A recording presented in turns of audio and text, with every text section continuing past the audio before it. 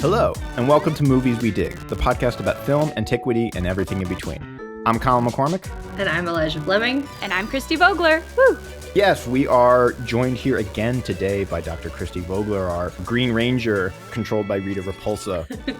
And we're here to talk about Jason and the Argonauts, a 1963 independent mythological fantasy adventure film produced by Charles H. Sneer and directed by John Chafee, and creatures designed by Ray Harryhausen. Continuing kind of off what we started talking about at Clash of the Titans, I suspect I want to come back and continue on some thoughts on Clash of the Titans. But first, let's get everyone's thoughts. So, Eli, Christie, did you dig this movie? No. Short answer. Podcast over.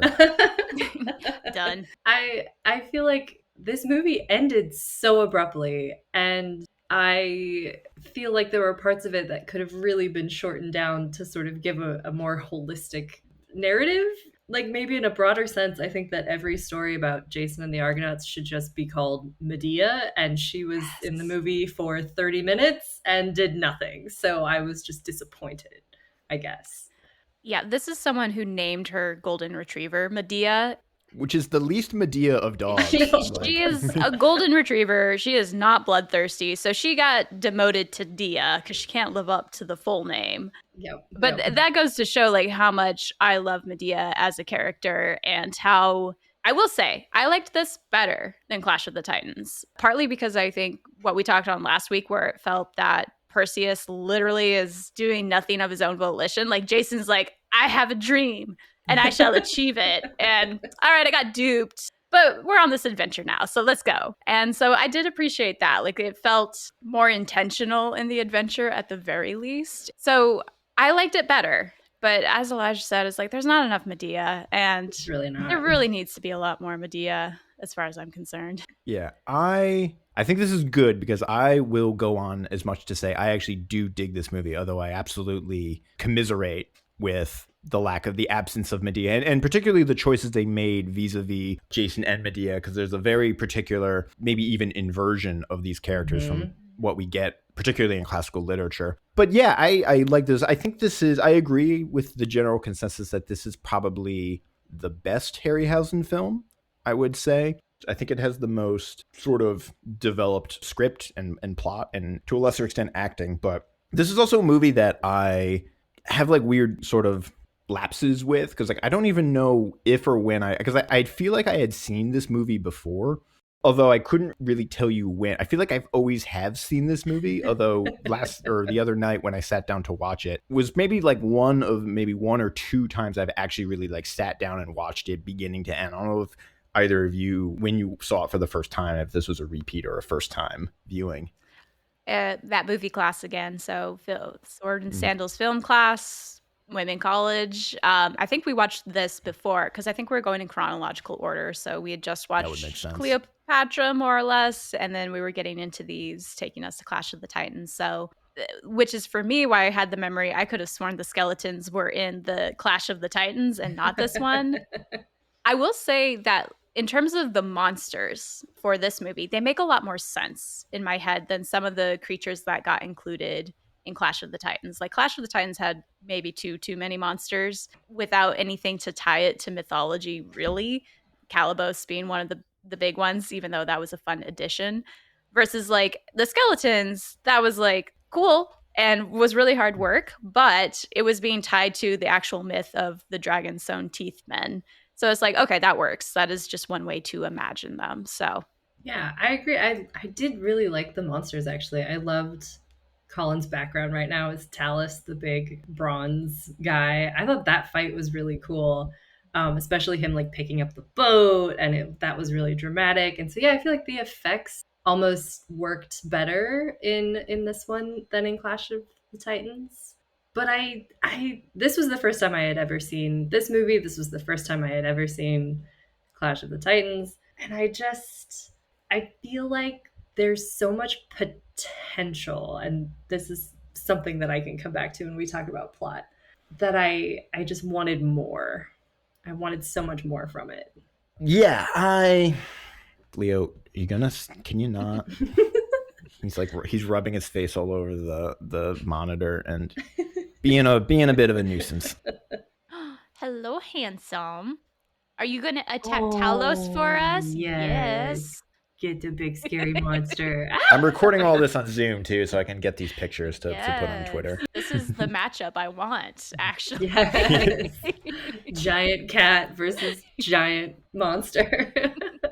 So yeah, speaking of giant cat versus giant monster, one of the things I did in preparation for this is I watched a documentary called Ray Harryhausen Special Effects Titan, which is a 90-minute documentary about Ray Harryhausen. I learned a lot about the man and his life and his work, which I found very fascinating. But one of the thing I kind of first wanted to talk about, because Christie mentioned that in this class, like this movie comes out in 1963, so basically we're right at the tail end of that golden era of Hollywood sword and sandal, which we talked about a few of them last semester. So same year, I think, as Cleopatra, or within a year of Cleopatra. Mm-hmm.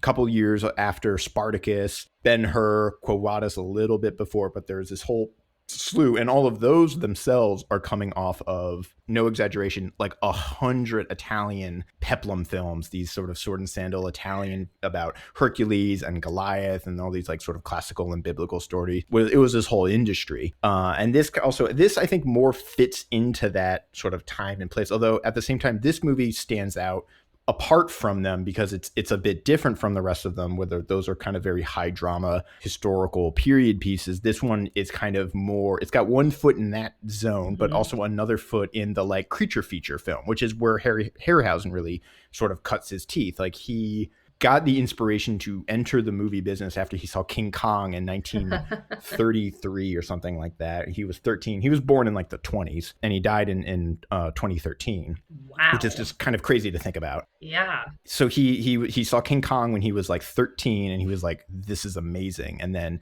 went on to make his own puppets and start doing his own films and features. And then eventually actually teamed up with Willis O'Brien, who was the special effects creator of King Kong. They did Mighty Joe Young. And then from there, Harryhausen made a bunch of these creature features like The Beast from 20,000 Fathoms and It Came From Below and Flying Saucer films and Guanji and like all of the like a lot of dinosaurs. And so like this film is also why it's simultaneously like a little bit of that kind of historical epic sword and sandal, kind of like Ben-Hur. It's also kind of that like B film. They actually had to fight to get this movie to be featured in like as like an A film to be played on A theaters as opposed to like B flicks. But it's got that like creature feature effect.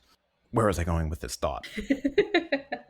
But yeah, so this movie is sort of a much more, I think this movie is, compared to Harryhausen's other films, and particularly Clash of the Titans that we just watched, it's more interested in its human drama, although I think there are certain shortcomings, we'll say, particularly towards the end of the film, that we'll talk about. But it's also like deeply interested in its creatures, and where it departs a little bit, but Jason is a sort of a great myth, because this movie was also, the precursor to this film was The Seventh Voyage of Sinbad, which is a very similar kind of narrative. It's a journey narrative where, you travel to different islands and there's different monsters and, there's a different creature sort of at every place. And so Jason is kind of that. So which is why I think the movie sort of is very much kind of front heavy with that stuff, the journey part of Jason's myth, as opposed to the back half, which is him coming back from Colchis with the Golden Fleece, and the after the quest with Medea, which gets a lot of treatment in classical sources. So I've talked too much already, so someone please take the mic. Well, I was just gonna say, like, that was the question I had, was like, did a sequel happen? Because it literally left it, it's like Zeus and Hera, like, round 2, my love, and you're like, okay, where's round 2? It's where we can get some hot Medea action finally. I almost, it's almost like the Iliad, or not the Iliad, it's almost like the Aeneid. Like it ends and you're like, wait, that's it? And you're like, there's got to be more. Yeah. For me, this was sort of the classic, and this kind of weirded me out that this is what I thought of it as. It's like the Heist story. Like Jason is basically Danny Ocean in Ocean's 11. He gathers his team, like has all the games to like get his crew together. Exactly. And they're like going to steal the thing, whether it's money or the Golden Fleece. It's like the thing is valuable, but it's more about what like accomplishing the heist means for them. Like Danny Ocean, it means he gets to like humiliate the guy that his ex-wife is dating. And for Jason, it's like, it means that I'm powerful and amazing and can take over my kingdom again. So it just, it had such heist vibes that almost made sense that it's like, well, yep, the hero won. We like got it. It's over now. That gives me an idea because Eli, you're getting onto, first of all, that's the classical reception that I think I want to see. I want to see an ancient myth, but told in the genre of like a heist film. Exactly. Which is why I was like kind of disappointed. I was like, this could have been the heist movie. Like it could have been deep into that genre. And I think it just sort of fell into it accidentally. But that's something that actually I that gives me an idea of, I think, something I did want to talk about. We talked a little bit about in our last season when we were doing those sort of golden era sword and sandals, how the sword and sandals genre is kind of funny as a genre because it's almost like a genre isolate, because it's really like defined more than anything else by its setting. Although there are tropes that accompany the genre, like it tends to be about heroic men who win a battle or something like that and get the girl. But it has like it's the features of the genre sort of stay relatively contained to the genre in the ways that other like maybe the most comparable genre is the Western, which is also kind of sort of tied to a time and place.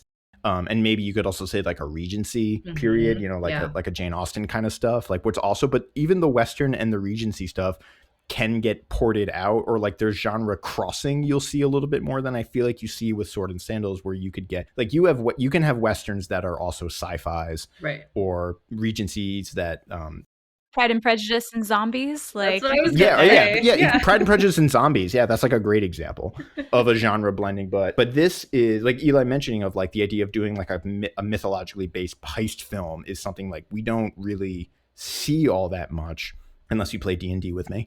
But in the way that, but this film is kind of interesting because it is kind of a little bit genre jumping, where it escapes. It's a little bit apart from the other Sword and Sandals. Like it isn't quite in the same wheelhouse as like Spartacus and Cleopatra and Ben-Hur, because it's also got that foot, and this is courtesy of Ray Harryhausen, in the like, it came from 20,000 fathoms and things like that, of like what, the monster flick and that kind of thing. Well, and I wonder if it has to do something with the source material, because admittedly, the actual voyage of the Argonaut is weird, and I don't fully know the whole story because the Argonautica was written down. I'm forgetting the name now, but it's a Hellenistic. Yeah, I have so many thoughts. Okay. This is my wheelhouse. But it's so interesting in terms of like, I know the Medea side so well because this story has been in the back. It's almost like this is the Avengers, and it's like, do you even Argo, man? Like, if you didn't go on the Argo, are you even a hero? Because it's mentioned in the Iliad, I'm pretty sure, and then Euripides play Medea, and Medea is believed by the Greeks to have gone and founded the Medes as part of the Persian Empire, which is why she's a badass. She never actually dies. She just kind of like, well, Jason sucks, and I took care of that. On to better things. So there's like so much material out there that we don't actually know early on how people perceived the voyage. We get this later adaptation of it, and it's weird. I will say that. It is kind of weird. I can speak at length about the Argonautica unless Eli, you want to jump in. That's good, because I tried Wikipediaing it again. I'm like, I'm lost. It's so, like Christie mentioned, Apollonius's Argonautica is I guess at least in the Greek literary tradition, a little bit on the later side of the kind of core canon of Greek literature. It's actually in the scheme of ancient history, it's not that late, but that's another fight I'll have later, because the poems that I'm interested in come from like post BC or CE if you're an archaeologist. Common era, we like that. Common era. Yeah. Anyways, Apollonius's Argonautica is in a lot of ways like kind of a deconstruction in some ways, because in that poem particularly, it really gets into, and this is I think interesting in relation to the film, because in Apollonius's telling of the Argonautica, it's a very kind of like almost like postmodern take on this hero's adventure that is really interested in drawing out all of Jason's flaws, for lack of a better word. Like all of the individual scenes in the Argonautica featuring Jason and the Argonauts don't reflect terribly well on Jason. And particularly when we get Medea herself in that poem, her depiction in the Argonaut is very much looking or anticipating an older play that Christie just referred to, the Euripides Medea, which is the most famous depiction of that character in literature, but precedes Apollonius's Argonautica by at least 100 years. And so Apollonius's Argonautica is very much looking forward to the character that Medea will become in that play. I actually wrote a comp exam on this when I was in graduate school. Still on the brain. And so, interestingly, to bring it back to the Harryhausen movie, this movie is very interested in making Jason a heroic and in a very sort of traditional, both for cinema in the mid 20th century and kind of in the ancient context. Jason is a very heroic character in a way that he is decidedly not in a lot of our ancient sources. Yeah, no, Jason has always been my like favorite, least favorite, or like the hero you love to hate, because he does nothing. He like gets all of his help from Medea. He's like such a slob, and the doesn't he die when like the heel of the Argo like falls on him or something? Like, Yep. Yeah, I want to talk about the heroes' later lives, because it's very rare in mythology that heroes sort of die peacefully or well. yeah, so he definitely falls into that sort of thing of just he exists and he is a hero, and anything that he does therefore is heroic, even if he's actually just an extremely mediocre dude who just like wandered into situations. In some ways, to make the connections that our listeners so love and hold dear, Jason in the Argonautica is kind of like a realization of the flawed Perseus that we were talking about in Clash of the Titans, where we were like, Perseus doesn't really do that much. He doesn't really think for himself. He's along for the ride.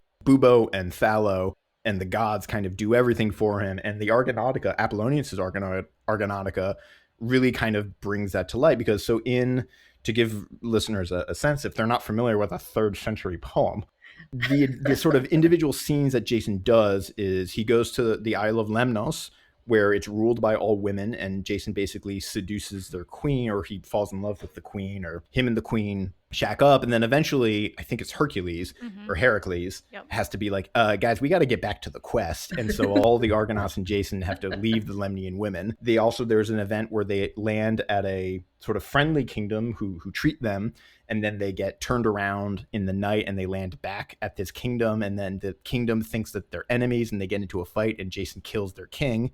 It's one of only 2 people Jason kills in that poem. It's a friendly king and a mistake. There's also this whole scene, and this I think is a good segue, where in the beginning of the poem where Jason has assembled the heroes and they get on the Argo, and Jason is like, okay, now it's time for us to vote for a leader. And every single hero turns and looks at Heracles, and Heracles has to basically be like, maybe let's let Jason lead. I loved Heracles in this movie. I thought he was excellent. I was so sad when he left. Yeah. Heracles played by Nelson Green? Yep, Nigel Green. Sorry. Nigel Heracles Green, played excuse by me. Nigel Green. Who apparently I read just like did not get along with the actor who played Hylas, his little friend, until they both got injured on set, and they like had to spend time recuperating in the hospital, and then they were like best friends for life. Yeah, it was the scene where they go into Talos's treasury, and they had like a really bright light for like when they opened the door, and both John Carney, who played Hylas, and Nigel Green were like blinded by the lights that they used. Which is the whole like, I was watching this documentary and they were describing like Ray Harryhausen on set, and he would just be like holding like eyeballs on sticks for the actors for their eye lines, or like acting around and be like, you're looking at a giant pterodactyl or whatever, like this creature is coming and like I need you to scream or wave your spears or whatever it is. And so yeah, exactly, they bonded in the hospital for like the temporary blindness they endured while on the set of this movie. But let's talk about Talos, because that's our first stop, basically. Well, do we want to talk about Talos, or should we talk about... Can we talk about the opening scene before we get too far? Because that was actually really interesting. Like, I will say, they do a great job on opening scenes for these movies. Because, like... I think this is one of the better written in the beginning. I like the pacing much better. I like the setup and the character, which is, I think, what makes the ending all the more kind of jarring. But yeah. And so, like, it is a very familiar scene we will see a lot in Greek myth, where what's so interesting is, like, every Greek would know you would never murder someone in a temple, and yet it happens in myth all the time. So it just opens up with Jason being put on the lap of Hera and the sister begging for her life. And he's like, nope, stabbed. Like, ooh, that was fast. We got to the stabbies real quick. And then Hera shows up mysteriously in the corner. It's like, I wouldn't do that if I were you. I do want to actually dwell a little bit on Hera because an interesting thing about the Jason myth is that Hera, this is one of the few stories where Hera is a sort of, dare I say, like positive force, or she's helpful. Yep. Whereas in many myths, she's sort of vindictive or violent or angry or something like that. But in this one, she's actively helping the hero. And it's very rare, even in our modern sort of cinema landscape, where Hera is very often the villain of a reception work, or maybe not a villain, but a sort of antagonist. And I'd be really curious to know if that is an early addition or if that is a late tradition. Like, because Jason as a hero, I think really is coming out of that period of discussing the tragic flaws of heroes that came from the plays of the 5th century. And this is something we talk about in class all the time, is Hera's always being depicted as like the worst example of a wife in a happy, like in a marriage. And it's that she's being worshipped for this. This is what you go to the temple and you pray to her for. So like what other stories are around there about Hera? And is it that hard to believe that she would in fact sponsor other heroes in the way that Athena does? Or is this a late addition because you also get things like Atalanta was on the Argo? Like you have more heroines, you have Medea. Whether or not you think she's a good or bad character, she's very powerful and involved in the storyline. And I'm so she's curious. A heroine in my heart. Yeah, mine too. I'm just so curious. Is this actually, because it's coming later, it is maybe a broader look of the kind of stories that were being told throughout Greece? Or is it just part of this late tradition that comes out of the tragedies? So that was Dia. I found her pig, which I was afraid because I hit her bone. And she knows how to mess with me. So I'm going to grab the pig. That was my thought. Ponder. Yeah. Well, I love seeing Hera as a good character. It's fun to have like a different patron or sponsor. It's like it's not Zeus and it's not Athena. So it's like somebody different who has this very like maternal aspect to them. In so many of her like different versions, Hera can be extremely maternal, and I think that that's fun to see that force being used in a really, really good way, as like, I'm trying so hard to help this hero and all of these people on this boat, but I'm like, I'm being held back. I can only do it 5 times, which he went through those 5 helpful guesses like really quickly. It was like, oh man, you're gonna need a whole lot more help. Yeah, 2 things I really liked was I liked the dynamic of like Hera and Zeus sort of playing chess, and the sort of the sense that I got that Hera was kind of playing a longer game and was going to win. That was like that she was making the clever moves, or she knows how to work Zeus, who is, for all the things that Zeus is, I say Byron, he's usually a pretty simple creature. Yeah.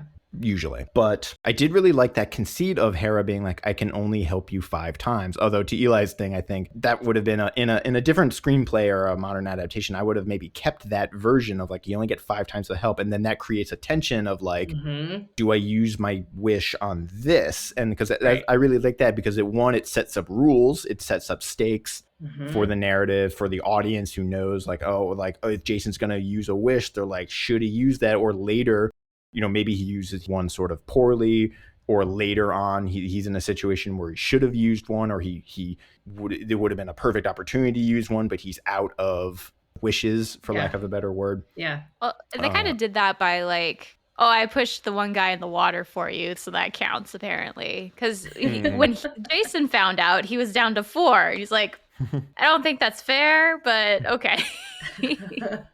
Well, it's like, I was counting. Was he counting? I don't know.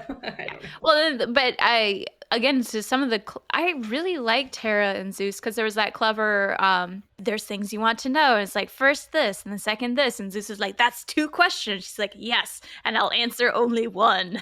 But he gets. But she had it both ways, because the question, it was like, does it exist and where can I find it? And she's like, it's over. It's like, go this way. Yeah. So I liked that. Yeah. So it's like, so he got kind of a freebie back, but I will say that I thought what was most interesting throughout this was Jason's relationship with not just Hera, but the gods in general.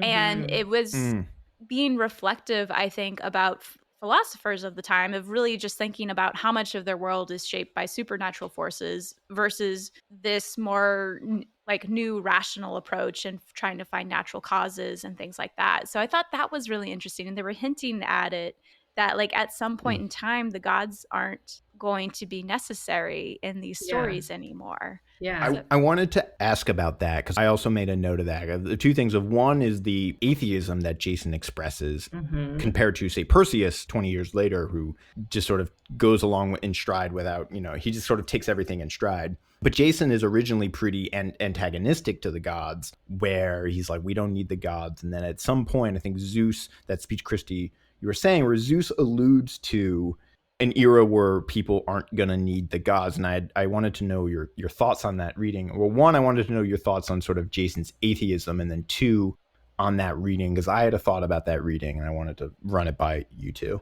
I really liked that sort of facet that gave Jason more of a personality, that his sort of just like reaction and sort of rebellion almost to the gods' help, like in the beginning where he's like, well, I'll give you a ship and I'll give you the best crew, and he's like, I can get a ship by myself, like I don't need you to do this for me. He's like, those are things I can do by myself. Like what I need from you is things that I can't do by myself. I think that's such a fascinating way for a hero to interact with a divine being.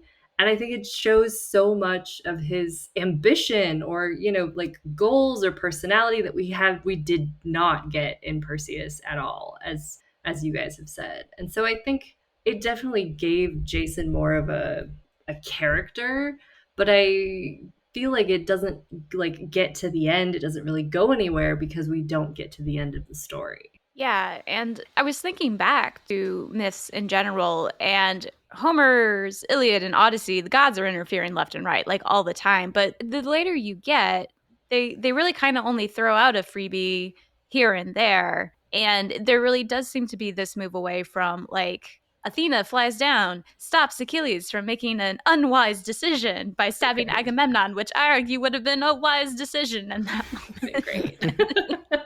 And so I'm trying to decide if that is again reflective of the source material itself, where the Greeks have already been moving in that direction, or if I can't say enough of what's happening in the 1960s. That's well before my time. It's doubly interesting because do you know who wrote the screenplay for this movie? Mm-mm.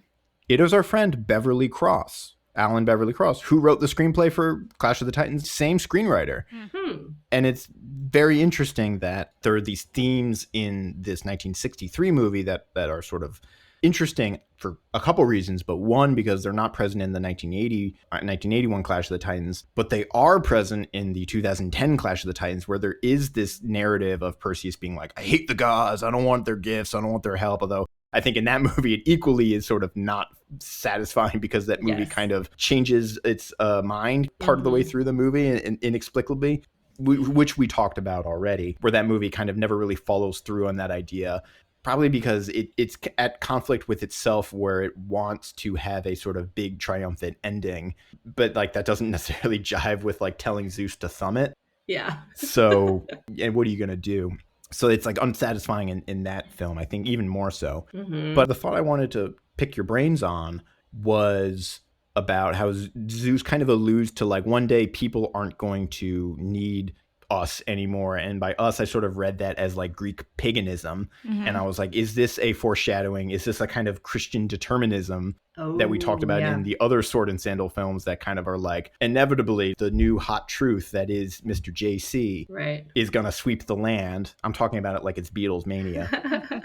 Well, now that you say that, I remember that they very specifically say like the Greek gods are cruel. Like they really use the term like Greek gods when they're sort of spouting any sort of anti-god or atheistic comments. It's very much like, we don't need the Greek gods.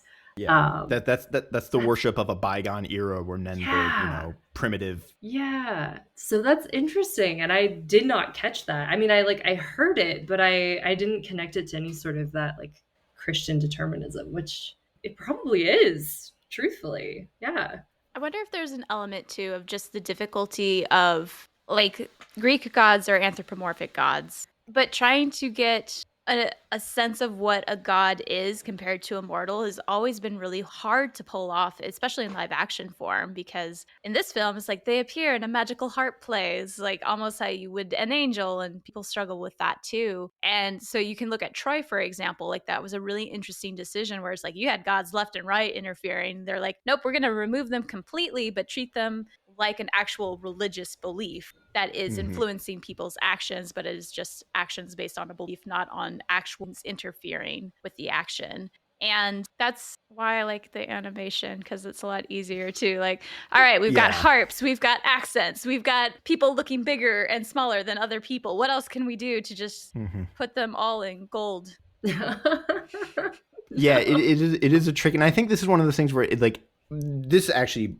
I want to bring it back. I'm seeing all the connections. My mind is going like the movie Limitless, or the Zach Galifianakis meme where it's like all the math. Because in the documentary I watched about Harryhausen, he mentions that to tell mythology and fantasy, particularly animation, and then he's particularly talking about like stop motion animation, is the medium, because you can create these things you can't do with just conventional cinema or just live action cinema. And like, you know, you can have a makeup artist change someone's face, like kind of like Star Trek, where all the aliens in Star Trek are just people, but with like, they got a little nose ridge, or their ears are different, or they got spikes, or their skin is different, or whatever. But with animation, and like in this animation, you can have sort of very inhuman things, or very unreal and very fantastic things. You could have a centaur. And Harryhausen himself spoke that when he did the Voyage of Sinbad, there's a Cyclops in that movie, and he wanted to make sure that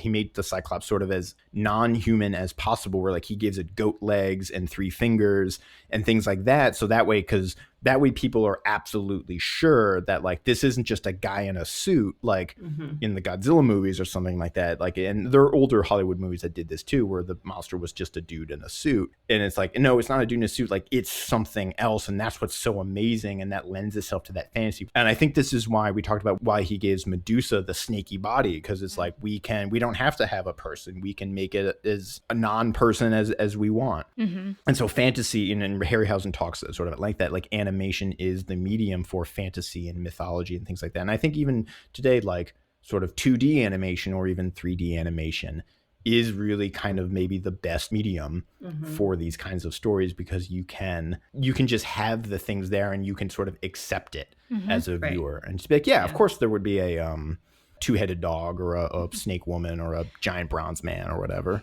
Yeah. And I think maybe I'm thinking of the 2010 Clash of the Titans, that it sort of tried to go like very dark and maybe like grody sort of. It had like that. It was 2010. The Dark Knight was the biggest thing to exactly. hit screens. I was like, it's the Dark Knight-ification of every like adventure story. It's like, oh, it has to be dark and creepy. And I think so much about myth can actually be really funny. And I think there were funny moments in this story, and it's not dark and grody and grimy. Speaking of a funny moment, I think there's a good segue to Heracles. Yay! Who is exactly one of those. He is Heracles he's Legion in mythology, because he's serious, he's philosophical, he's comical, he's broad. You know, he's brutish, he's civilized, he's the whole range of everything you need him to be. Much like Batman.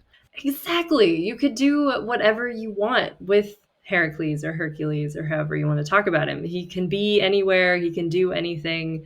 And I think they specifically cast Nigel Green to be like not like the biggest, like most muscular. Yeah, not Steve Reeves, who was the Italian Hercules, who was he was the Rock before the Rock. Exactly. Decided to become the biggest person in the world. Yeah. And I like that Nigel Green was like maybe a little bit older, like he had kind of some gray in his beard, but they were like almost physical comedy running around on that island. They like chase the goat, they like fall over each other, and it's like you're rooting for these people, and you feel really sad when, spoilers, when Hylas disappears. And it's like, and Hercules also feels sad. And so I think that was that was so wonderful. I love Hercules. Did you guys notice that the Isle of Bronze is shot on the Amalfi Coast, which the next big movie that does that is Wonder Woman? Yeah. Oh yeah, that like arch. Yep. That Yeah. yeah. The scene Talos, that's where the one they have the fight on the beach in Wonder Woman. Mm-hmm. And then I know we'll come back. It's like they're at Paestum again. I'm like, but yep, I was about to say it's more like they were there before, but after, and so they really like Paestum. And so I wanted to throw a weird movie fact out there because you start to wonder why are they not shooting any of these in Greece, and that is because the Greeks don't allow people to do professional filming or photography on any of their sites. The exception being Nia Vardalos. She did My Big Fat Greek Wedding. Yeah. She is yeah. Greek. Yeah. So Nia Vardalos is one of the only people to have gotten professional film done in Greece in recent times, and it's called My Life in Ruins. I watched My Life in Ruins. I'm like, oh my God, that's the Acropolis. And they end in Plaka. They end in Plaka with the Acropolis in the background. And it's just like, you don't get to see that in movies because there's this weird law that is on the books in Greece that they don't allow professional photography or filming there. And so you have to go to Sicily to do all of this. Yep. But it's like, Greece, please change. I want to see more movies with your beautiful things in the background and you can make more money. So win. But yeah, so Amalfi Coast, we're back at Paestum. Good fill-in. I will never get bored of Italy being a representation of the ancient Greek world because there are some cool stuff there. But those were my two fun facts to go along with today's little discussion. I got us off track again, too. We were talking about Heracles and the playfulness of him. And I like that you can't actually peg down any single quality in terms of, I always think of Heracles as slightly the dumb jock who occasionally has a good idea. Yeah. Kind of like a Channing Tatum. I love Channing Tatum, so forgive me. But no, he would be a perfect Heracles. I can really see that. Yeah, right? I think that would work because he has the comedic range, as we have already talked about on the show. Funnily, one of the fun things about The Rock, although I think in some ways he's a great Heracles because he has a little bit of like lightheartedness and comedy chops, and also he's a giant man. He's the most yoked person to ever exist. But one of the things about The Rock that I think actually would make a poor Heracles is that The Rock contractually can't lose on screen. Like there are clauses in his contract for like Fast and the Furious where like he can't lose a fight and things like that. Oh my God. Like he has a very, very cultivated on-screen image that he maintains. Like he has a particular brand that is The Rock. Like you would be less likely to get a scene where The Rock trips over himself as he tries to catch goats or right. A Hercules move like gets too drunk at dinner and has to be carried out. Exactly. Which would be like a very Heracles thing to do. So Nigel Green. And this, I think also Heracles in this movie, Hercules, I don't even know what we should call him. I go with Heracles. I can't help it. Yeah, but he also, I think, kind of exemplifies one of the potential traps of the Jason myth is that its narrative is a little... It's like it's hard to adapt for things like a character as big as Hercules, I'll say, leaves so early into the story. You know, he comes on and he's involved in a few sort of adventures with the Argo, but he eventually leaves early. And then that also leads me to the other thought where, I mean, this is 1963, but this scene is a big departure from the sort of myth as we know it. It's a little bit of what's the trope? Bury your gaze, hide your gaze. Where in the myth, the relationship between Heracles and Hylas is more amorous, we can say. And Hylas is actually kidnapped by nymphs, and as opposed to crushed by a giant bronze man. And Heracles goes off wandering for a man he loves. And in this movie, they plucked Talos from a different point because Talos in the myth isn't until the return journey, and it's actually Medea who takes care of him. This leads me to another thought, but we've moved Talos up in the order, had Jason take care of Talos, and then Talos is also the one that crushes Hylas rather than having Hylas be kidnapped by the nymphs. Yeah, and that's why... like the Argo story and how long it's been around has been so interesting because it does really feel like everyone wants to get their local hero in on the story, but no one's other than Jason is there for its entirety. And Jason is from Thessaly, right? So yeah, Iolcus, is so this is And to be honest, it's like we don't hear a lot of stories from Thessaly in particular or heroes from there. So I just have so many questions about the source material all the time. And so like I'm wondering if some of this is just a difference in local myth. Like, and I think that's cool because we do get the Athenian and Peloponnesian version of Greek myth most of the time. So getting something from a different region and getting a taste for like, well, how did they think about their heroes and the traits they wanted to see in heroes, and being sharing some culture contact with these other groups as being reflected in, oh, well, Heracles comes and shows up for a while and does his thing and then he's gone. And being kind of a reflective of the cultures at the time of we're all Greeks, but we're not all the same. So yeah, we're not all in the same boat. Nah. well done. Well, yeah, I feel like that's like it's an ensemble cast, and I feel like it's so much fun, and it is like the Avengers, right? I think you mentioned that earlier. It's like, yeah, bro, do you even Argo? Yeah. Oh, and this also, with the exception of Heracles, well, I guess we get Castor and Pollux, or Castor and Polydeuce in this film, but they are not terribly distinguished from the rest of the crew in a way that they might have been in other myths. I mean, Castor and Pollux are another great example of like two very specific heroes, and they have their own mythological tradition. Yeah, particularly in Rome. The Romans loved those guys, but they're there. But we're also missing sort of, there's other big names that are attached to the Argo at various points in time, like Atalanta. She's not here. Like Orpheus, who's also, you know, sort of conspicuously absent. And yeah, and this kind of, because I mean, I think Jason in a way is like, just in the film context, Jason is kind of like another Sinbad. He's just sort of this adventure man on an adventure here to kill some monsters, because also it's very interesting that Jason is the one who defeats Talos by unscrewing his lifeblood in his heel, whereas in Apollonius and other sources, it's Medea is the one who effectively, she conjures like a tornado to destroy, she uses her magic to destroy Talos, who's guarding Crete. Which actually, I will make a plug. There's a book I'm reading right now by Adrian Mayer that's called Gods and Robots, and it's all about sort of ideas of automated or sort of synthetic life in Greek mythology. And it's interesting, but there's a lot on Talos in that as kind of one of the first robots, or at least as is conceived in sort of Western literature. So yeah, so there's the Talos scene, and then should we get to the Harpies? Yeah. I was kind of bored with the Harpies, guys. Is that just me? I like that was actually central to the story. Like that was one of the parts I was most familiar with. And I think Jeremy Swiss had retweeted, and I can't remember the tweet, but there is this really interesting article that came out a few years ago at like looking at descriptions of the Harpies, and it's like, are they menstruating monsters based on the descriptions they have? So it's like that was going on in the back of my mind.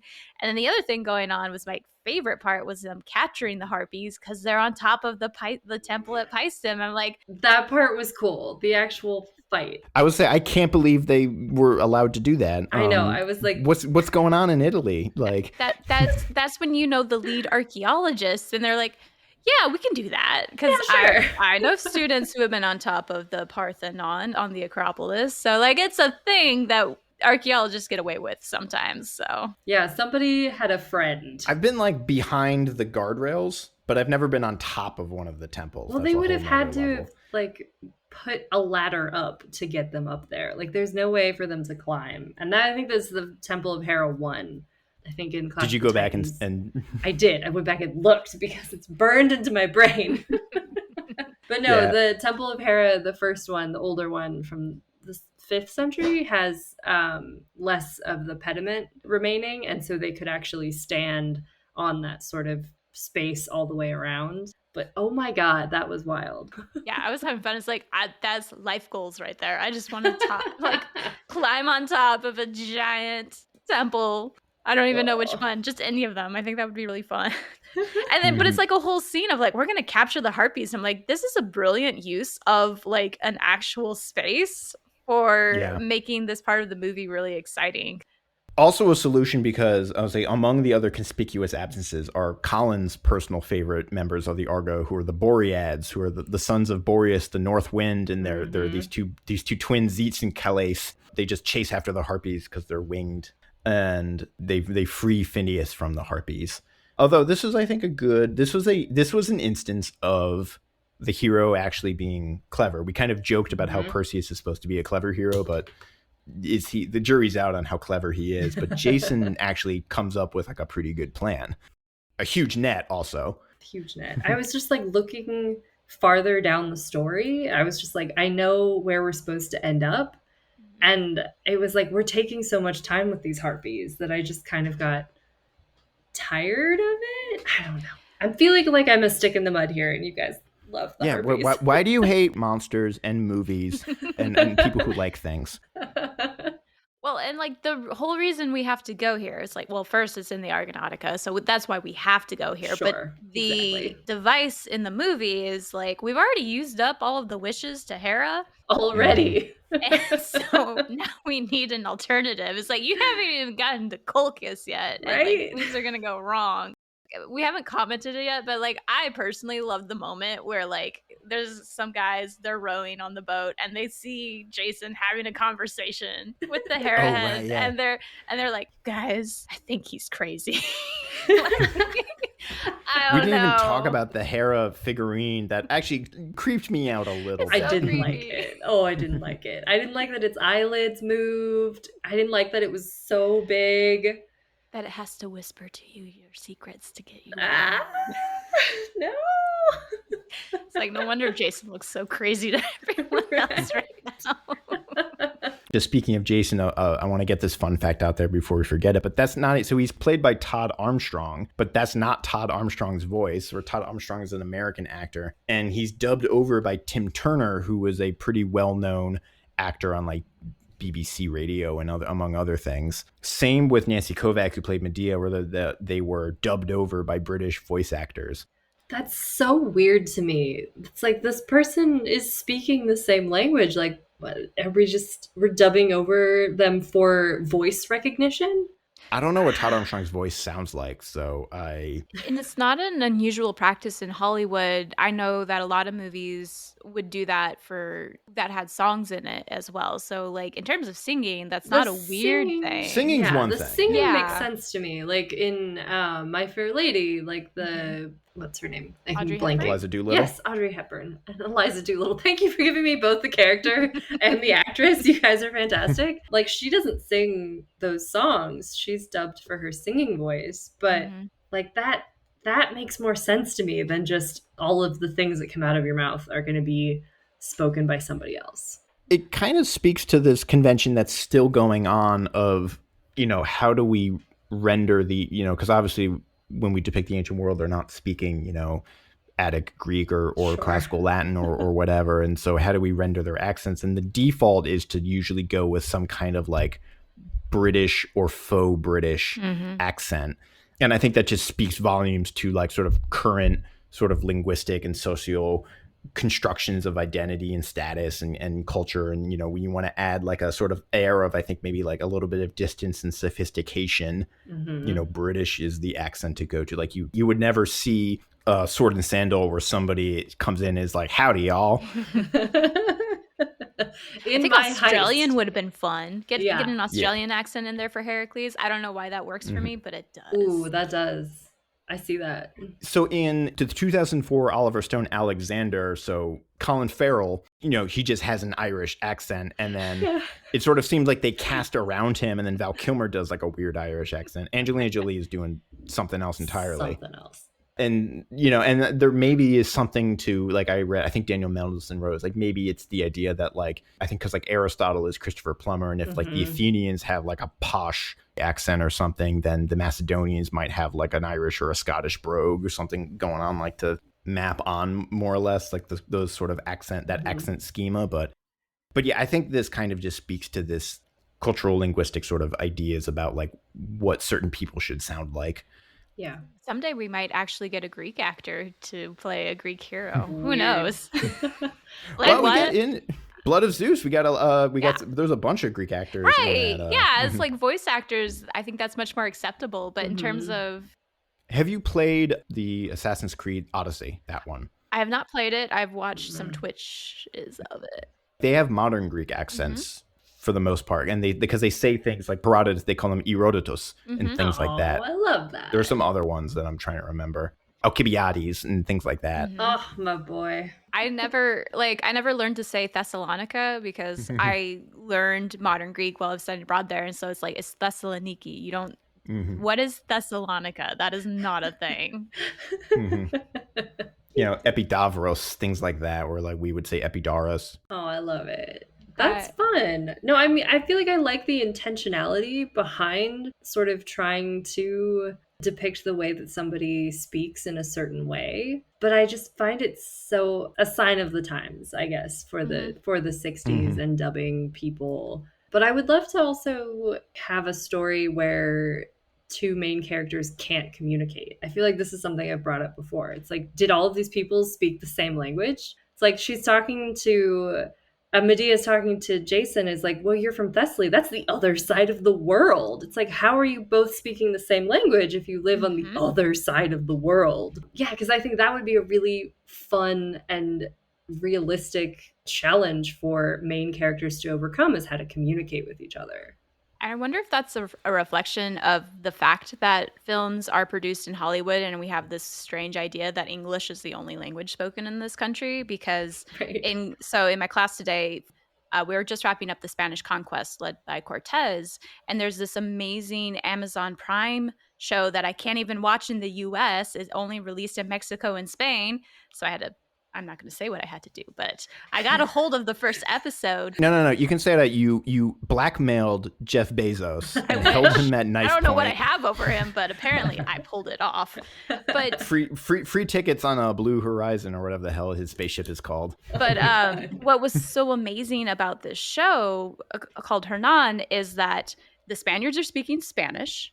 And the first episode is from Dona Marina's perspective, who was his translator. And she had been part of the Mexica people. She spoke Nahuatl as a child, was sold into slavery, and learned the Mayan language. So we're literally watching this episode. Everything is subtitled, but there's 3 different languages being spoken to bring up the fact that like Dona Marina was so important because she could speak both the Mayan, which is Cortez's only other translator could do Mayan to Spanish, and then she could also speak this Mexican language of Nahuatl.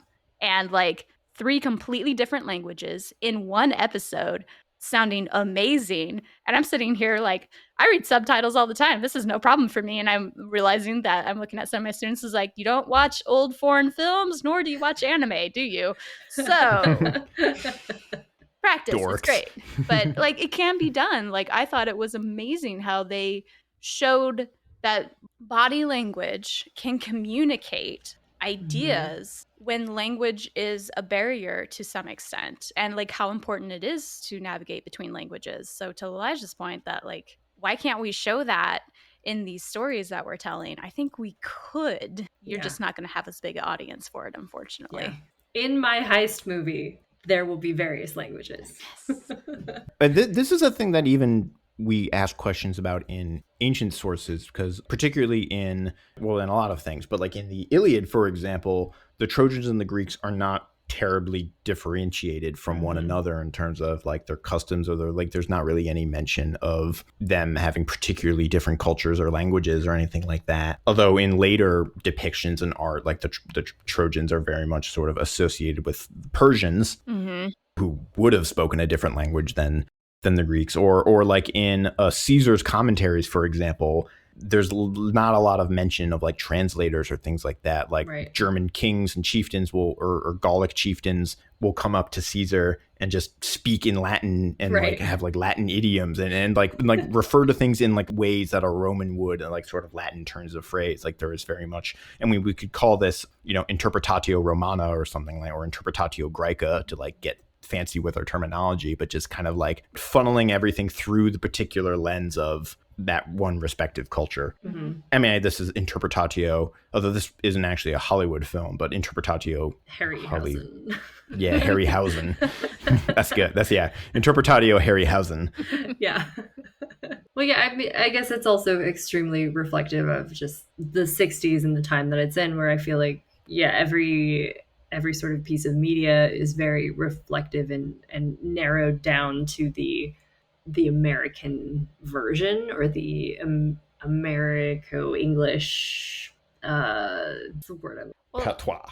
yeah. Yeah. Well, it's that thing where if you are going to be a newscaster, you're taught the Midwest Right. dialect. Mhm. Yeah. The Because that is the non-specific. most. Very flat, non-specific. Exactly. Mhm. Yeah. This is a sticking point in a movie that I will fly off on a rant about at a given, and it's a movie we've talked about, and I had tried to rein it in. Can't wait. Which is Atlantis, where there's a scene where the Atlanteans basically explain that because they speak the original language, they therefore know all languages, which like bugged me when I was 10 and bugs me to this day. And I've spent the last 20 years grinding, grinding away at this issue of how much that bugged me. Like, if they hadn't said anything, I wouldn't really have bothered too much about it. But like, it's like by trying to cover it up, like it's like I'm trying like, and like when you're trying to make a repair, but the repair just draws more attention to the original damage. Like when you try to, I don't know, like when you try to hide a stain and you end up just making it way worse, or like you're trying to pop a pimple and now you just have a huge bleeding thing on your face.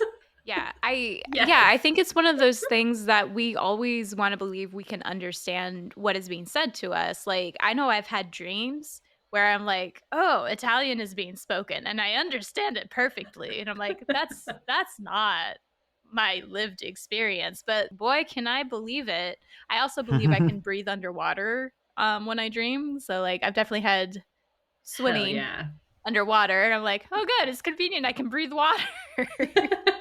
And you just kind of question convenient. Like, here we go. Convenient is I feel like a good word. It's like, well, if the story needs us to do this, it's convenient for these characters to be able to communicate. Convenient that Medea just happened to survive this. The clashing rocks. Right? Are we gonna do the clashing rocks before we get to Medea? We're like almost to Medea. We gotta like go boom, boom with the rocks first. I don't really have much to say about the rocks other than that just they smashed together. They smashed together. I thought it looked pretty decent. That was actually really fun. I did like the little thing. Medea. Finally. Medea. Enter Medea. Played by Nancy Kovac and voiced by Eva Hayden. They find her in the most ridiculous way. Like, she was just on the other ship and like they say nothing. They say there were 2 other survivors, right? But we see nothing from them. They're inconsequential. They weren't a hot chick, so obviously they were not a hot chick. And like, is it insinuated that she was trying to escape her? That's what I thought. Just about to ask this. That's what I thought. Yeah. That's what I jumped to, that she was trying to escape, and I was like, yeah, that failed. But she says the given explanation is that she was just making an offering to the gods of the clashing rocks. And I'm like, that isn't checking out. I don't understand. And it's like, it's foreign gods. But I don't know. That would have given her, like so much motivation to actually help Jason if she was somehow unhappy or if she was somehow trying to escape previously. But they don't connect those dots. She's just the priestess. Like, she's not even the princess, right? Like, they don't even say... No, she's just the priestess of Hecate. Yeah, so she's not even part of the royal house. So, like, why is she even important? And she is an actual princess of Hecate in the Argonautica. So yeah. And she's the granddaughter of Helios or something like that? Yes, because Colchis is the son of Helios. Yep. Yeah.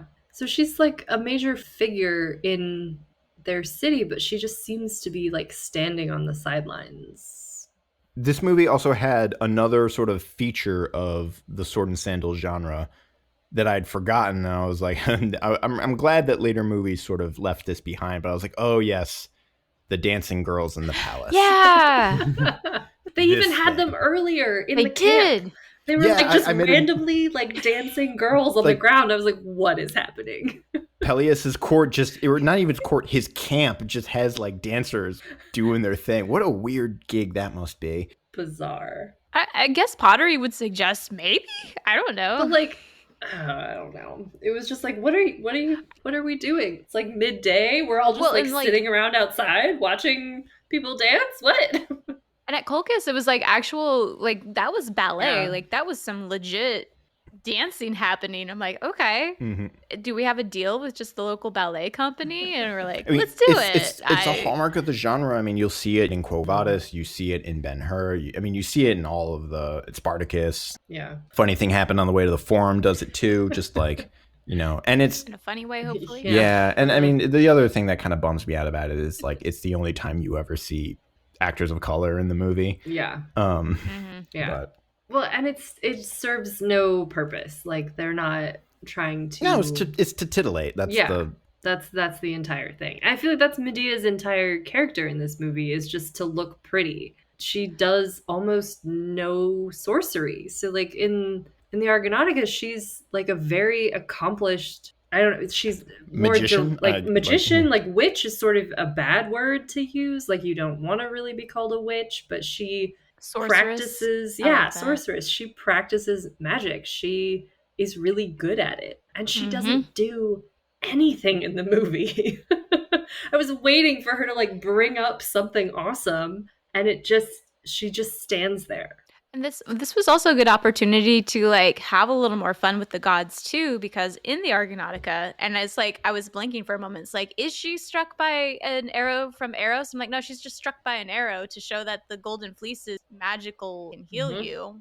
This is another thing I wrote in my graduate comp exams about, but there's a sort of one of the famous scenes in the Argonautica is Hera, or they set up, I forget exactly, Hera has a big part in it, but they set up basically this fog cloud for when Jason enters Colchis, and that he's like shrouded in this mist. And then there's a whole scene where basically Hera goes to Aphrodite and convinces Aphrodite to have her son Eros shoot Medea to help Jason out. And there's this whole scene where they go to Eros, and he's like a kid. He's like a little kid playing with his ball. And they promise him, I think, like the toys that Zeus used to play with when he was a baby. And then Eros gets up and does it. And there's also there's an elaborate sort of poetic imagery about the way the air hits Medea and like the fire in her heart, because this comes up later in Virgil when Dido falls in love with Aeneas, and there's like a fire that burns in her like inner being, and that comes straight out of the Argonautica. But I'm going on a philology rant. No, but like I remember translating that, like, and I'm not a philologist, but it's like that part is like very much burned into my brain of like, first of all, much like love was burned into Medea's heart. Much like love was burned into Medea's heart. But it's like you have to learn the vocabulary terms for like all of these obscure little toys, which drove me insane. But yeah, it's like a very specific moment. And like I even remember that. And I'm not the philologist. Yeah. And you don't put it in the movie. It's like you have all the gods, and again, it's like, why is no one, like, if you're gonna force a love story, just do it the Greek way and have Eros shoot him with an arrow. That would like, make if more you're gonna sense. Force romance on us.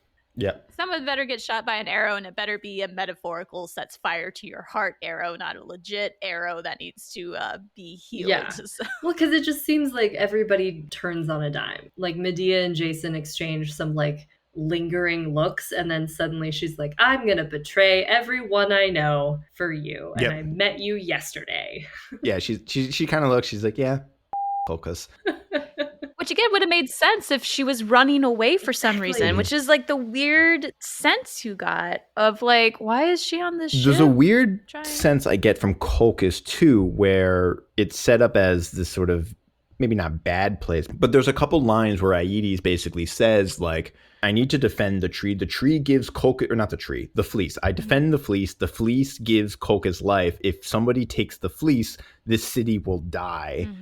Therefore, I can't let anyone take the fleece. Which one is like, well, this turns this into this like colonizing narrative. And there's a bit where on the Argo, the Argonauts are like, we've got the best fighting force in Greece. Why don't we just attack Colchis and take the fleece? Which seems like also, I mean, even like a bit, they're being a bit generous. Like there's 50 of them. Like, yeah, exactly. I don't know if they're take a whole city kind of, but which couple of things that come into my brain, but one being actually like possible early sources of a lot of mythology, just going back to like acts of even like piracy and raiding and cattle theft is a big motif in Indo-European mythology. There's a lot of people stealing each other's flocks and herds and cattle and cows and things like that.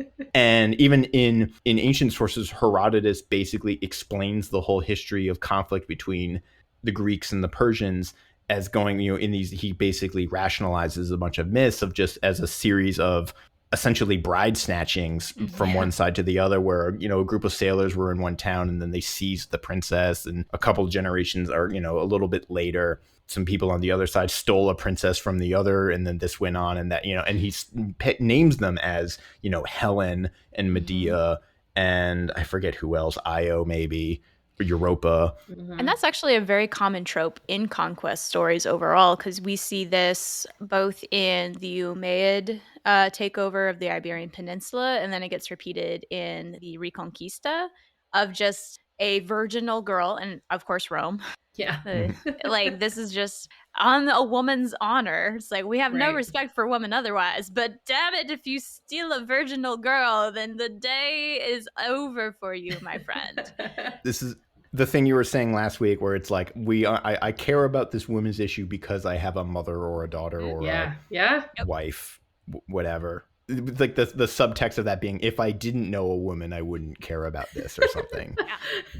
That's basically it. So it's I just got to do this story with the tyrannicides in Athens, and like how that happens, and it's like, I got rejected by a boy, let's insult his sister, and like all hell breaks loose. I know, it's like Gossip Girl. For those who don't yet, there was a tyrant. For our listeners, there was a tyrant in Athens whose son, Hippias.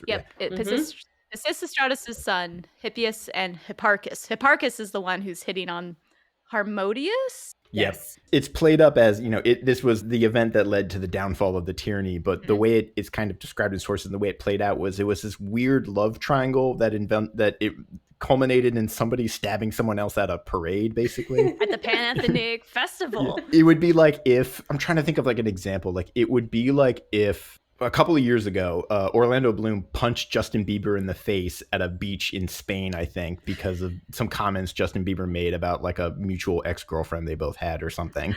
It would be like if that happened at the Macy's Day Parade. Like, that's what happened in Athens. It would be like if, like, during mid-Macy's Day Parade, Justin Bieber was singing on the float and Orlando Bloom like ran up and stabbed him. Except if also like Orlando Bloom was like the president, and yes, like... if he was also like Donald Trump Jr.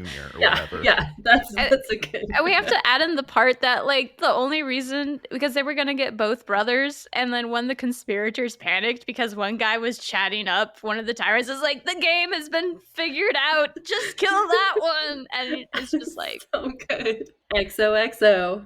Greek Gossip This Girl. is a great discussion. This has nothing to do with ancient history or these movies, but a great synopsis of the Lincoln assassination is that because John Wilkes Booth was a pretty famous actor, but his older brother was a more famous actor, and Sic Semper Tyrannis, the line from Julius Caesar that John Wilkes Booth says when he assassinates Lincoln, was made famous by his older brother. And it would literally be like if Liam Hemsworth assassinated the president and said, like, you should have gone for the head. That's like how crazy that thing is. That's incredible. I had never thought of it that way before, and I love it so much. So basically, long story short, so much of history happens due to an insult to a woman, apparently, is what we're told. It's women's fault at the end of the day. Men just do all this crazy shit. Except in this story, I feel like we didn't see any insult to Medea. There was no reason for her to do the things that she did, and she didn't actually end up doing anything. But yeah, there's this weird colonizing element to the Argo in this story where there's no question, like Jason's like, we got to take the fleece. There's no stop to consideration where it's like, oh, if you take the fleece, Colchis dies. Yeah, there's no, we don't care about these people. There's no scenes of them dying. They like they're just, well, they're all at a party. Like Aedes, like, you know, brings them in and like turns very, very quickly into, how dare you, like, we're arresting you. When we get the key element to this is a character we haven't talked about yet, but it's Acastus. Yes. I kind of liked that he was sort of like in the background, but also he looks a lot like Jason. Like Jason just has like facial hair and Acastus has no facial hair. And so played by Gary Raymond. When they have like their big altercation on the ship and they fight each other, it's almost like Jason is fighting himself, or like a part of himself, maybe more metaphorically. And then, Castus is the one who sort of gives them up. I think we're supposed to maybe think that it's Medea. It's like the camera keeps panning to her as like, did she tell Aedes something? And then no, it's a Castus, and he's the one behind the curtain. But like he's doesn't go kind of anywhere. the nega Jason, right? He's the son of the usurper king, right? Whereas are they related at all? Because it always feels like a family affair anyway. So. They would be cousins. That's what I thought. Right? Okay, so the look-alike thing kind of works. Well, I mean, also this is Jason. Yeah. We didn't mention this, but Jason, who is when he rescues, they call him Pelias, but I always say Peleus. When he's taken in by Pelias, and Jason just goes on this rant where he's like, "I am the son of the former king, and I'm sworn to kill Pelias." And Pelias is like, "Interesting. Guess who you're talking to?" Yeah. But I do like that they played this theme that's been going on of these kings who are doing bad things, but they're trying to get around the bad thing by being clever about it. So him being like, before he reveals himself, he's like, "Tell me more of your great dreams for your kingdom. Once you're in charge of it, it's like, I must bring hope to the people." It's like, yes. You know what would work great for that? That golden fleece you were talking about. Go get that first. By the way, say hello to your uncle. Good day. Yeah. Well, it's like nothing is resolved. Like the people that are apparently, suffering under Peleus's rule, apparently there is suffering. Apparently he's bad. There's no resolving that. We don't even see that. And we're also causing all of this apparent destruction if we're moving the fleece from Colchis to Thessaly. So it has no input or idea or like vision of like the normal everyday person. How is this impacting like the Thessalian farmer? We have no idea. Eli, no one gives a shit. No, but, I know. I give a shit. Calibus killed off a bunch of Pegasi. I'm like, do whatever you need to Zeus. That's a problem. To tie into another, I think like one of the reasons I think of all of the Sword and Sandal films from this era, again, where this one is it's not quite in the same category, but I think my favorite is Spartacus because it's a leftist film for the people, but but Spartacus is the one that seems it's particularly and maybe even uniquely interested in the lives of regular and like non-elite and like oppressed and it's literally a proletariat's rise up story. But that film is interested in where we do have characters. They don't say any lines, but we see them and they become characters in Spartacus's sort of army. I mean, not just his army, but his like family that he develops. There's like the old couple and the children, and I think there's a young couple and like a girl, but you see these people and you get to know them, and then you see them die. Where in a lot of other movies of this era, and not just of this era going forward, like Man of Steel, there's just kind of like the regular hoi polloi are, who cares? Like we're talking about heroes. I mean, in a sense, that's kind of true to Greek myth, where regular people factor into Greek myth very rarely, and even less rarely do they like get to speak or do anything. Yeah, no, that's exactly right. And I think Man of Steel, as we even talked about last week, and this sort of mass destruction and like seemingly uncaring just massacre like totally innocent civilian bystanders. But I think that's sort of maybe part of the history that we get, is because we don't have a lot of information like material culture or even especially literary evidence of just the regular everyday people and how the big giant events of history really impacted them. So like I'm TAing for a Roman history class right now, and it's all of the big civil wars and Caesar versus Pompey and like Augustus coming into his own. And it's like, what is, the random dude living in Campania trying to farm his like little plot, his few hectares? How is all of this affecting him? That's something we don't know a lot of information about, especially on a more like intimate individual level. And it's just because like we don't have the information. So that's maybe where a lot of our even history is just, we can only focus on the things that we do know. So then the stories that we tell out of those history and those myths, follow the big events, the big names, and we almost can't talk about the little guy, which is sad. And some of it is just like some of those big things going on way over there literally does not have an impact on the day-to-day life of some people. Like, Yeah. oh, someone else took over. I'm paying my taxes to them now. Okay. Yeah. I only care if the taxes go up. So Right. whoever's When getting all of- my money's not staying with me. Yeah, when all the battles take place in Greece, it's like, well, I live in, Italy, so I guess my farm is fine. So Mhm. But yeah, like what do the everyday farmers in Greece think about the Roman Civil War? I'm getting way off topic here, but yeah, the little That's people. why we're archaeologists. We like those I questions. know. 'cause I'm like, we go dig there. in my heist movie, there will be little people. The screenplay is starting to feel a little sweaty, Eli. We got a lot of stuff in here. It's a heist, but it's also a myth, but it's also a think piece on the common man. Yes. What is your question? Yes. Yeah, I was just not just like the small people, but like I was just going back to that. Are we invested in any of these characters at the end of the day? Like even Heracles, who I liked a lot, the kind of cast off line is just like, don't worry, the gods have other labors for him. So like if you have a background in Greek mythology, it's like, all right, he's going to go first murder his family and then go on do some labors. So he'll be fine. But it's just like, don't think about it. He's not going to find Hylas. If he does, he's going to have to grieve all by himself. Yeah. Mm-hmm. Oh, well, onward. Oh, well. And like other people die. Like they talk about them being falling into the sea. It's like, Yeah. bummer. All right, keep going. Or in the skeleton fight at the end, like the other people with Jason, they die. They get stabbed. Mhm. Wait, we're getting ahead of ourselves because there's one thing I feel like we need to talk about before we get to the skeleton fight, which is I would say is this movie's End. what's the word piece de resistance, Yeah. Mm. but also its end. Is that the Hydra? Yes, that's the Hydra. Well, that's the getting of the Golden Fleece. So Medea drugs the guards and lets Jason and his men escape, and she's like, "I'm ride or die now." Man, I just met.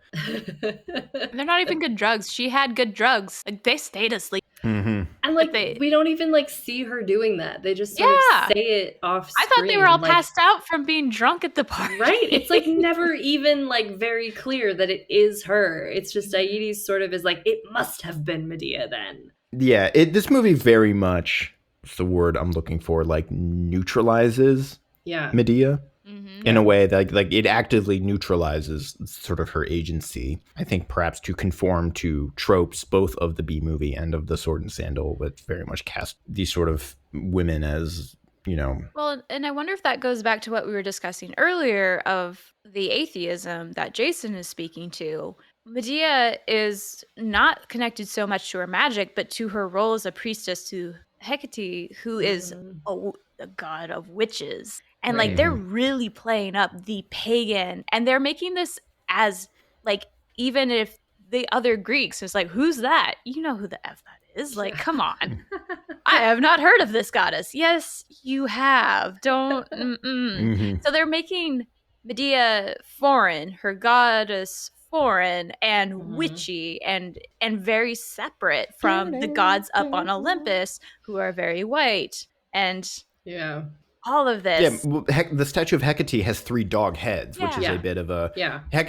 She's the goddess of crossroads and witchcraft and other things, and she has dogs. Well, and she's a 3, I forget what the official term is. Aspected. 3-aspected goddess. Like, so many cool things about her. I have a poster from... she's throw out so there, good. Flaro for the month of October has released her Hecate drawing, and I bought the poster, and it's going to be my Halloween so good. decoration for my office. I love it so much. Wait, we didn't even mention, this is the perfect episode for Spooktober, because this is the most skeleton-y episode.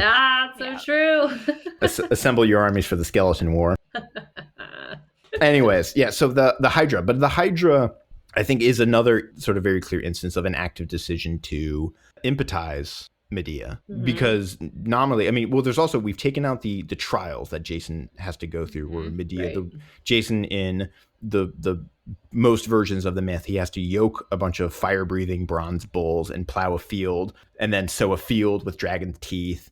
and then fight. And Medea gives him magic ointments to be able to do all these things, tells him the strategy of how to beat the dragon soldiers, the Spartoi, we might call them, the Sown Men. And in this movie, it's just a Jason fights a monster. Mm-hmm. And it's just Jason alone. He doesn't even have like a crew with him. Acastus is like dying and no help at all. And Medea just like looks like Well, yeah, that was kind of like, worryingly- oh, Castus was here the whole time, and now he's dead. And now he's dead. I Drag- really thought, I was like, come on, Acastus, like get up, like help him. Like I thought there was maybe going to be like this reunion or something, but no, he's just See, lying on the floor and dead. All I can picture is Jason with his sword hitting what looks like a rubber tree over I and know. over again, and Medea's just like, I know, she just stands there and gasps. It's like, it's not, why are you here? There's no reason. Why? This is a very Harryhausen-esque scene. And actually, in the documentary, he talks about the reason they decided to do a Hydra, because, and Harryhausen literally says, like, well, we had already put dragons in pictures, so, you know, no one had done a Hydra yet, so we were going to do a Hydra. Which, of course, means, because as I'm learning the profile of this man, when he was the kind of person to, like, he was always trying to one-up himself in these productions. So, and when you do stop motion, I also learned the way this Dynamation works, the way you get the picture-in-picture with the stop motion and the live action together. It's really fascinating. They basically rear project like the live action footage, and then he animates it frame by frame in front of it, and then they do a thing where they do first the background, and then they also do it again for the foreground. Wow. So it's insane. It takes him like in a single day, he'll get like 13 to 15 frames done. Jeez. And film runs at 24 frames per second in this era. Oh my So gosh. to do like the skeleton scene, for example, that took 4 months to just animate like 3 minutes. So the more moving parts there are, the more complex a creature is to do in this Dynamation process. So like Medea's hair, she has, I think, 7 snakes in her hair. Medusa. And Medusa has 7 snakes in her hair. Each one of those snakes has to be animated. So in an earlier movie, It Came From Below, there's an octopus attacks San Francisco, and the octopus only has 6 tentacles because that was all that he could handle. Oh my gosh. he didn't call it a sextopus because that would He did. No, he been called it a really he called it a great. sextopus. Oh my gosh. And there's homages to this later because every person in the special effects business is effectively a disciple or a protege of Harryhausen. Like in the Pirates of the Caribbean movies, the Kraken in that movie has 6 tentacles based on that Harryhausen octopus. Oh my gosh. What? There's things like in Monsters Inc., the restaurant that Mike and his girlfriend go to is called Harryhausen's. Oh my god. Oh my god. But anyway, but having a 7-headed creature is like 8 times more work because you could just have that many more moving parts, which leads to the skeleton. But yes, Jason fights the Hydra. He stabs it in the heart. Medea just kind of clutches her pearls in the sidelines. Yes, clutches her pearls.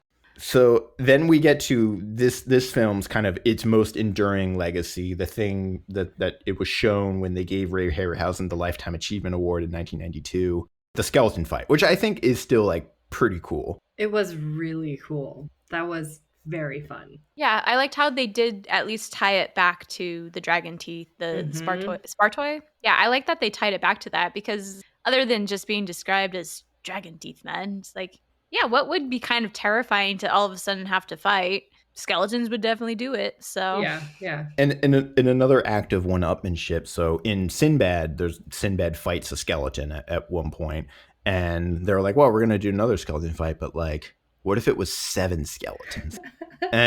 Which is crazy because, again, like that's 7 individual things to animate. And the thing I learned from the documentary, the most complex shot in this entire movie, and one of the most complex shots of the entire enterprise in like Harryhausen's career, where there's this like very split second where one of the skeletons stabs Phalaris, Andrew Fauld's character, and just kind of jumps over his body. That is like the most complex shot because it involves, to do a jump going frame by frame, it involves a wire to hang the skeleton. And so like that is incredibly difficult to get it to, you know, so it moves and jumps in a way that looks realistic. Whereas like you could have just had the skeleton step over him and that would have been much easier, but like no, the skeleton's got to jump over him, so that creates like 800% more work. But I think that's just like kind of fascinating. But like that is like the most technically complex shot in the entire movie, is just that skeleton jumping over the guy. Well, and I was just thinking back to like how Harryhausen's work was inspiring to so many others, and going like to Pirates of the Caribbean. Like that was the coolest part, was the reveal of like these pirates are dead, and as they move into the light, or Mhm. you see the skeleton, you're like, yeah, that's terrifying. Yeah. That's really cool. So I like that the inspiration is there. I will say my personal favorite Hydra though is still Disney's Hercules Hydra. That was just That's a good one. fun. Yeah. And it worked really well in terms of like, let's show how you chop off a head and then you get more. And Will you quit it with the head slicing thing? Somebody call IXII. No, I really liked the skeleton fight, and I was so surprised that it was so late in the movie. I feel like I kept waiting for it. I was like, okay, when are we It's gonna like have literally it? the last 5 minutes. It is. It's the absolute ending. I wouldn't even call it like the climax of the movie. It's the very end scene, basically. yeah. And it's really, really fun, and I like all the skeletons. I think they originally were gonna have like flesh dripping off of them, but they said it looked too gruesome, so they just went with bare skeletons. And again, that would have been another thing where like you could have done that with actors and makeup, and you know that would have been a thing. But Harryhausen, like his whole craft, he's like, no, we got to make sure like we leave no room for doubt. Yeah, but like this is weird and inhuman and terrifying. But like I was almost disappointed. It's like he doesn't really defeat them, which I guess is very Jason of him. He just like runs away. He like runs into the water and they fall into the water, and he, gets on the boat and they sail away, but he doesn't defeat them. To be fair, can you kill the dead? Like that is probably the other reason why that would be such a terrifying opponent, is like, what can you actually do against skeletons? Nothing. Other than break all the bones. Well, there's a bit in one of my favorite movies, Sam Raimi's Army of Darkness, that does feature a skeleton army at the end, much of which is claymation. And then Bruce Campbell at one point like picks up a skeleton and breaks it over his knee. There's another part where he has like a car with like a helicopter blade on the front that like chops up all the skeletons, and that's incredible. They shoot the skeletons with dynamite arrows. You got to watch Army of Darkness. It's fantastic. It's all right. I would just be like, release the puppy. There's a great comic about that too, where it's like a puppy having a dream. But I also like the way they filmed that, in addition to the dynamation process I was describing, where he just goes and animates the foreground and the background frame by frame with different matte paintings and rear projection. They rehearsed it with extras, and they did it like 10 times or something like that. They rehearsed it. And then on the last time, the extras just stepped out, and then it was just the actors basically like shadowboxing, like doing the rehearsal exactly as they practiced. I had something else I was going to say. Oh, yes, about the creepy unerringness, which I think was a point that was made in this documentary that I really liked. That was particularly with this kind of special effects, is that it has the effect almost like a magic trick, where you're like, you buy in because like they're tricking you, but you don't know how they did it. And I still am like wrapping my head a little bit around like how they did some of these things. Where like in many movies today, now that we have sort of computer generated things, we're like, well, it's computer generated. Like I know how they put 10,000 people in the battlefield, or like made the dragon, like it's a computer model or whatever. Like that's fine. But like with movies like this, there's this aspect of like, I don't know how they did this. It's like it's like a practical trick, or like really good practical effects are like that too, where it's like, I physically do not know how that was possible. And that there's a buy-in there. And there's also this element of this kind of animation has a very unreal feel to it. And like Eli was just saying, like it's kind of unnerving, it's kind of spooky, like it doesn't look quite right, but in a way that's perfect, because we're in a fantasy mythology. We're in a sort of almost dream-like setting, so it shouldn't feel real. And I think like in a lot of sort of media now, there's a kind of people kind of seem to want things to be more realistic, and that's very much not impulse in these kinds of movies and in Harryhausen's work generally, where he's like, forget real, it should feel fantastic, it should feel dreamlike, it should feel surreal and supernatural. And this kind of animation, I think, really does that in a way that you can't get even with modern special. I mean, sometimes, but there's bits where Spielberg has said at length in speeches where he's like, at a certain point, like people might reject CGI because it's just like there's no buy-in for the Mhm. audience. It's not like watching a show. There's not like, we're not amazed by how they did it. It's just like, yeah, it's a, you know, artist. It's or almost it's a more computer. entertaining to watch the like green screen stuff of like what were people physically doing in order to put in the CGI. And like you get stories like Samuel L. Jackson for when he was in Star Wars, just talking about is like, what should I be doing with my body? Is like, I don't know, just go crazy. He's like, all right. And it's like that's kind of, it's the behind the scenes that it's like, oh, that's actually just ridiculous to think of what the actor had to go through to make it look realistic on the movie front for us to be like, I don't know, man, I don't buy it. Because they have like nothing to like act against necessarily. They're looking at like a green brick or like maybe a stick on a puppet or something like that. And yeah, no, absolutely. There's also, on a similar note, one of the great things, when you go back and rewatch the Lord of the Rings trilogy, to like watch particularly Legolas and Orlando Bloom's expression, because he's actually making a lot of really great expressions, and he kind of expresses it as like, I didn't really know what was going on, or like what I was supposed to be looking at, or like what my face was. So like you'll see him in the background, he's kind of going like, I made a funny face for our listeners. Yeah, I vividly remember like watching the behind the scenes for like a Harry Potter movie or something where Ray Fiennes is Voldemort, and they like digitally remove his nose, so he has like the little dots on his face, and it looks like kind of funny in real life. And all the actors like, oh no, it wasn't funny. He was terrifying. It's like he's like acting around this like thing that's on his nose, and which I can't even imagine trying to act against a green wall or like a giant green thing that's going to become a dragon or something. If you want a hilarious recent example, Schitt's Creek, when they are doing the film release for the crowing for Moira Rose's character, they release all the crows, and those are fake. And so, like, they go through that experience of, like, act like there's crows flying around you like crazy, and just... I think actually the best, like, maybe not modern example, sort of modern for us millennials, but in...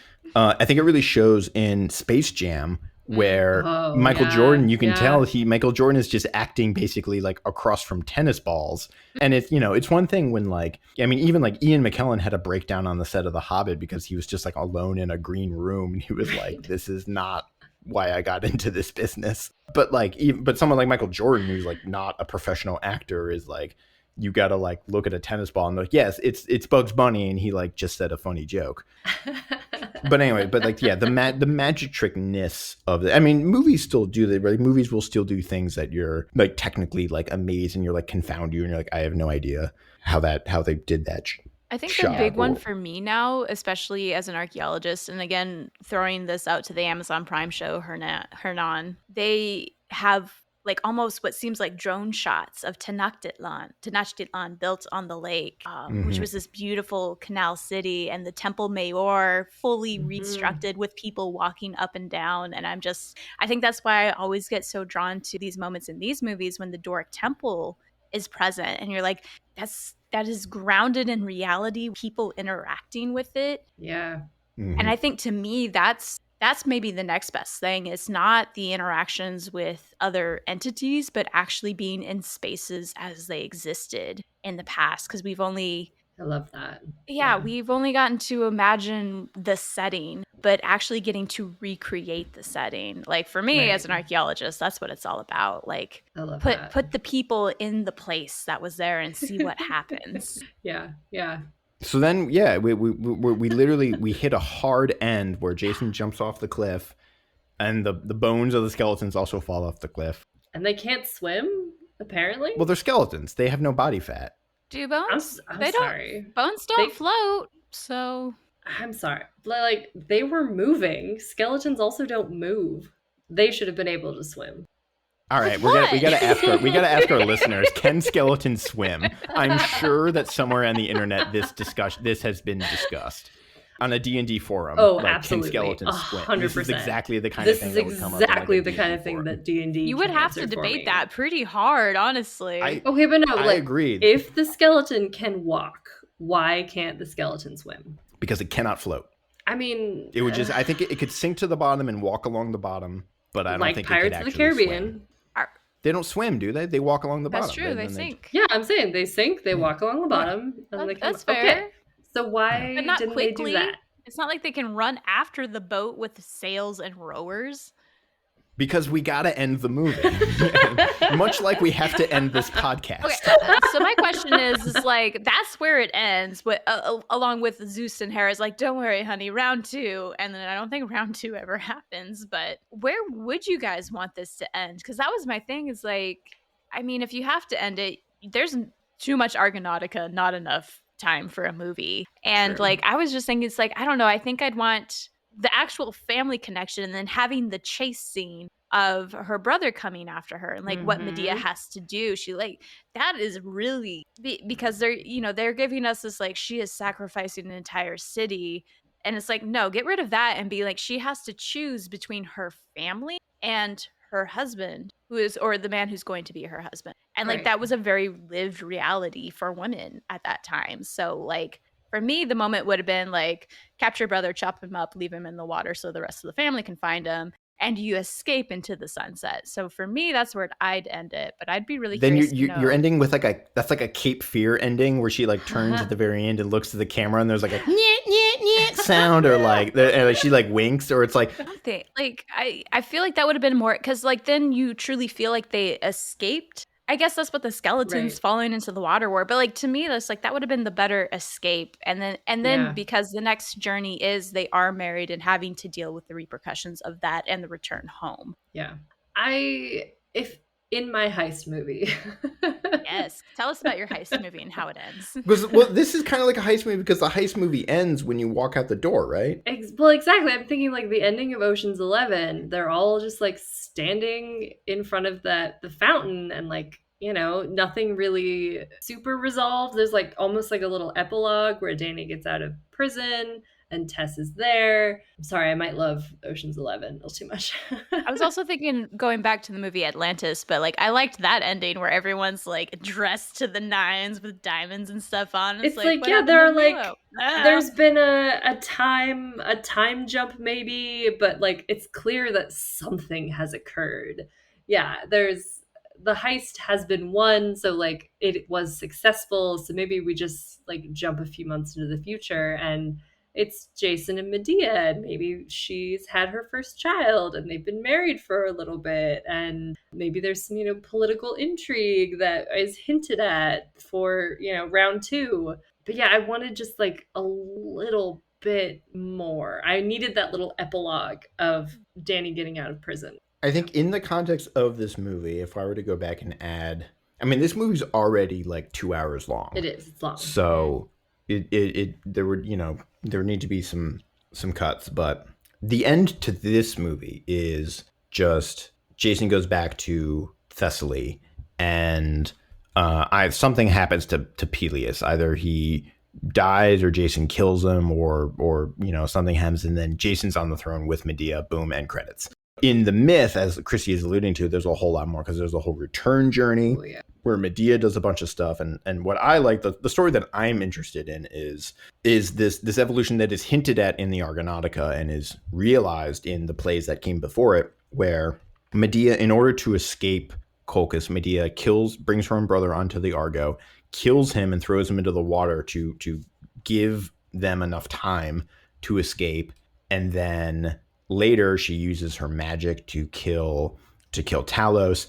And then this is, I think, more my first experience, I should have mentioned this, but my first experience with the Argonautica was actually very early, and where I read a book called Jason and the Golden Fleece and the Heroes Before Achilles by Colin, which was like a mythological, like not quite a children's story. It was a little more YA, skewing towards Y, but like, a primer for kids. And it was basically a breakdown of a bunch of Greek myths centered around the Argonautica, and they would take sort of times, or it was a singular narrative, and then they would break off to like tell a story about like Hercules, or tell a story about Atalanta or Orpheus or something like that. But in that, there's this element where they go to Circe, famous witch from mythology, and Circe basically warns Medea, like, if you keep doing magic, something bad's gonna happen. And then they get back to Thessaly, and then Medea uses magic to trick Pelias's daughters into killing him. She does this whole trick with a pot that's gonna supposedly bring him back to, or make him young again, but she just tricks his daughters into chopping him up and boiling him. Then they get kicked out of Iolcus, and then she uses magic again. And then Jason basically starts wooing another princess, and Medea is left high and dry with their children, and then she kills their children and flees on a dragon, and the whole relation goes south. And then eventually Jason is just crushed by the mast of the Argo that falls on him, which, as I mentioned, there is this tradition in mythology of heroes. You don't really get to see, heroes don't really die gracefully. Nope. Not a one. Nope. Which is another, I mean, but that's another tradition. That's a whole nother movie, and that's a whole, or a miniseries or whatever, but that's a whole nother thing that just looks at Medea and the sacrifices she made and the betrayal that she feels. Because when Jason also is about to leave her, and I try to stress this when I teach the Medea in my classes, that it's not just that he's cheating on her. It's that she's sacrificed so much. She is a barbarian in Greece, which means she has no rights. She has no sort of legal standing for herself. Jason's sort of abandonment of her is effectively a death sentence. Yes. Hence why that betrayal is cut so deep, and why she might be sort of moved to do something as drastic as kill her children. But I guess maybe in the end, Medea gets the last laugh because she gets to fly away. And Jason just kind of like, he kind of lives out this like sad old man who like he's past his prime until he dies narrative. Yeah, it always makes me wonder because, like, yeah, none of the heroes age well. And it's interesting because you do have gods represented in two age groups, young gods like Apollo and Hermes, who are kind of like the ideal youthful male body. And then you have the older gods like Zeus and Poseidon, who are bearded, still ripped, like, you know, they Naturally. Yeah, they still look great. But like there really does seem to be this angst of like, once you can't do the heroic deeds anymore, like if you can't serve in the army anymore or something like that, you have lost purpose. Like that really seems to be it. It's like you lose purpose or you're not needed. And I think that goes to the gods too. It's like, are you really even needed anymore? What more can you do for your people once you're past a certain point? Like midlife crisis sort of thing happening, and it just goes very badly for most of these guys. So, well, maybe it says something about the sort of like anxiety of masculinity in this ancient culture of like how you value yourself in society is these sort of deeds that you do.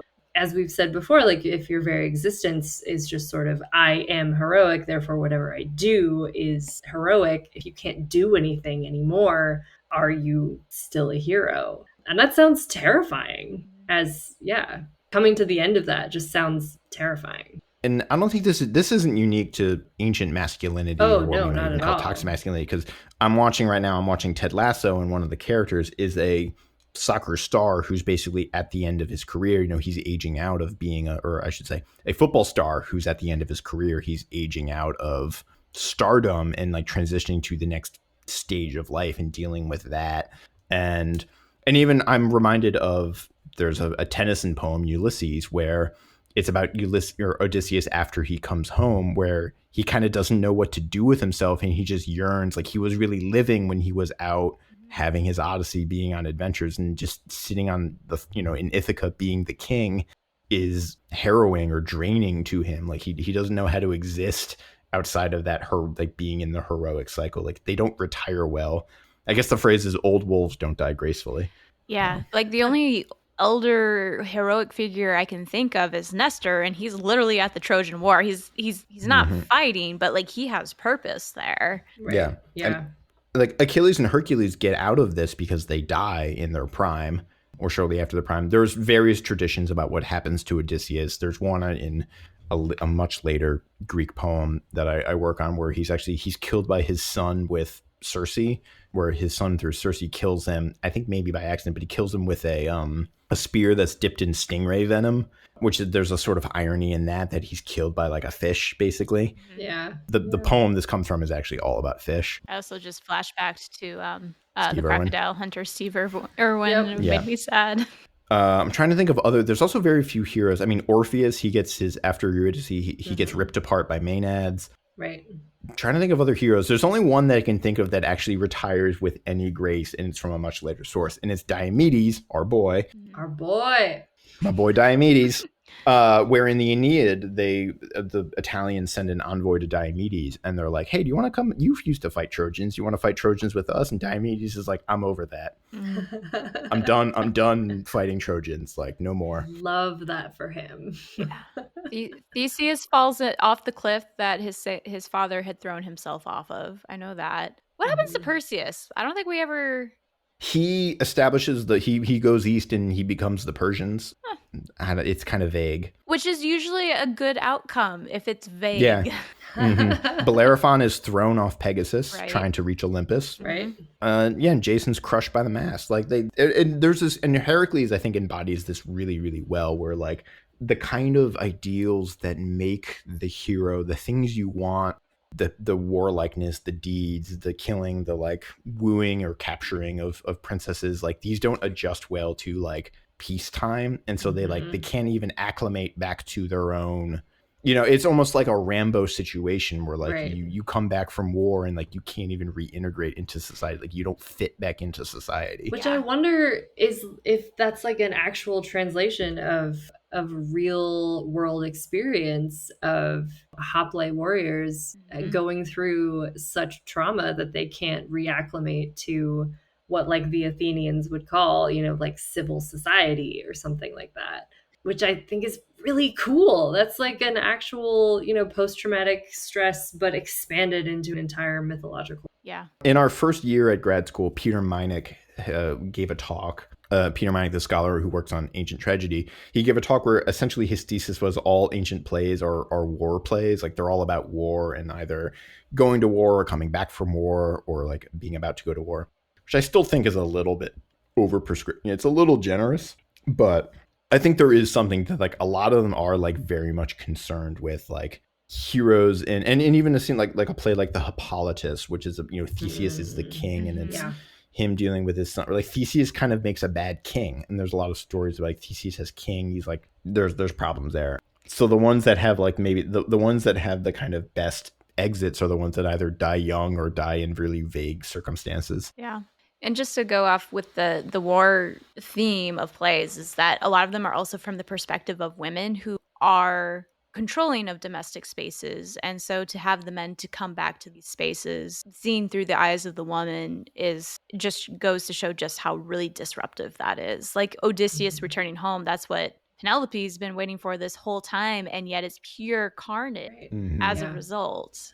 And there's part of the end of the Odyssey is so weird because, I mean, people think that the last book of the Odyssey is a later addition or an insertion or, there's something weird going on because it's like trying to kind of wrap up because of this very real problem where, say Odysseus did come home and he killed all of the young nobles in this whole like region or island chain or wherever. He killed just all of the nobles here. Like there are consequences for doing something like that, no matter how hard they were hitting on your wife. Yeah. We took a serious turn at the end. I don't know if we have something light to end this on. I feel like today's conversation almost did the opposite for me what it did last week, where like after hashing it out, it's like, okay, maybe I like Clash of the Titans, versus like talking about this is just, it's like maybe I didn't like this as much as I thought I did upon watching it. It leaves so much wanting in the end. Is that just because, so here, my question on that is, this is a hard question I think to answer, but say you knew nothing about Jason or Medea, how might you react to this movie? I would like Jason a lot more if I didn't know anything else. I feel like he had a lot of agency and a lot of like gumption. He was like talking back to the gods, but he was also obviously favored by them. So he's much more of an intriguing character if I didn't know other versions of Jason. And I feel like I would barely have any feelings about Medea because there's almost no space for us to have any information about Medea. So it'd be kind of like, well, that's kind of weird, I guess. All right, I'm glad Jason got away and won the day. Yeah, I can't really disagree with anything Laj just said in terms of I liked Jason for a lot of those same reasons. Is like he seemed to have a lot more agency than Perseus. The questioning of the gods and his interactions with the gods was really interesting, and I think also reflective of what was happening in the literature for the time that the Argonautica came out. So I liked that. Hercules forever, like keep bringing him back. Hell yeah. But yeah, I otherwise Medea didn't serve a purpose, and because I absolutely love her, that's probably why I'm so heartbroken about it. But if I didn't know who she was, then I'd be like, okay, your waist is too small. Eat something, please, or take off the corset. Whatever is happening, take care of yourself. Yeah, I think I like this movie in the landscape, in the cinema landscape that I think it comes out in, and particularly in contrast to Clash, which in some ways feels like a sort of simpler version, where like more sort of care and attention went into like the script and the acting of this. Although, like you both said, we're I think in some ways sort of cursed by knowledge, like Thanos, where like knowing the sort of what ifs and the alternatives and the would have and could haves bars it. I had a final thing, but to mention, but it's kind of shoehorny and has nothing to do with anything we're talking about. If anyone wants to jump on another idea, Shoehorn us in. We want to Go know. for it. shoehorn it away. Okay, yeah. Mostly just because I watched this documentary last night or something. But another fascinating thing is the Ray Harryhausen Foundation was sort of started to preserve both like the sort of technique and the history of this style of animation, but also to preserve his own legacy. And in like 2008, Randy Cook, who is probably most famous because he did the special effects for Lord of the Rings, and I think Harryhausen's daughter or one of his members of his estate, they opened up a garage and they found a bunch of old models from his old movies, like horns from the dragon from Sinbad and one of the Harpies' heads and just all this stuff. And there's actually like still today you can go, there's a museum set up. It's in England where Harryhausen lived and mostly worked. He had a studio in London, I think. But this foundation has been preserving a lot of the originals. Like you can they still have all of the models from all these movies. They have Calibos. Nice. You can go see. But a big push and benefactor of this foundation was Peter Jackson, who himself is like a protege. In one of his earliest films, when he was 15, he made a stop action film that features effectively the Cyclops from the Sinbad. It like looks exactly the same, but there's like he makes his own little Harryhausen film in like 1970 something, whenever he was born, which I just thought was like really nice. But yeah, the Harryhausen Foundation, you can go see like all of these models, and they have these all preserved. Really cool. I mean, speaking as an archaeologist, we love hoarders, and Exactly. This dude, he literally had a whole garage just full of this old movie bury shit. it. We'll come get you later. Yeah.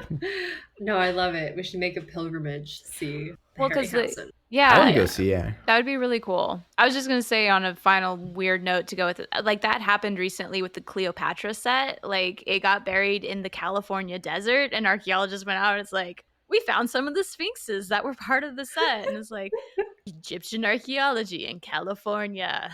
Huzzah. And I'm like, hey. Okay, last take. And as I highly approve whoever's tweet this was, you made my day.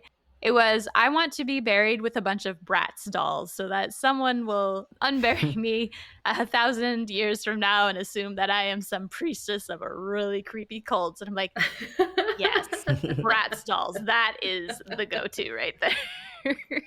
what a weird, like somebody's gonna make the evolution of like dolls in American culture in the 20th century, and there's gonna be this weird blip that was pets. A very, yes. we're like randomly they decided that the heads should be 4 feet wide. Well, especially like tracking the evolution from like a Barbie to a brat is freaking fascinating. If you're even talking like art historically. Oh yes, like that's absolutely incredible. Yeah. I wish I could see 2,000 years from now when they track and talk about our art in an art history class. Although I'm thinking like the only thing more terrifying than finding like human remains in a place you don't want to find them, finding a doll. Yeah. No. Dolls creep me out. I don't like them. In my syllabus, I have a strict no wooden puppet rule. Like I don't want to see or hear about a old timey wooden puppet. Is that like, do you have to put that in there? Has someone brought an... Yeah, I do, to make sure people read my syllabus. Yeah, mummy's fine. Body's fine. If I find a doll, while I'm digging, I I'm will out. think I'm cursed. I'm like, nope, I'm out. I'm out of the business. I'm probably dead already. It's too late, but it's over. All right, I think it's I think about that it's time. This is another 2.5-hour episode. I think we just have too much fun. Anything we want to plug before we sign off? I got all my plugs in already, I feel like. Yeah. Sweet. Good. So yeah, thank you for listening, and you can follow us on Twitter at @digmovies, and visit us on movieswedig.com, and listen to us on most platforms wherever you can find podcasts. We're on the big ones. Thank you again for listening to us, and we're going to be back talking about the 1997 Odyssey miniseries featuring Armand Assante with another special guest, and maybe including Christie, but another special guest as well. All right, thank you all, and bye guys. Bye. Bye.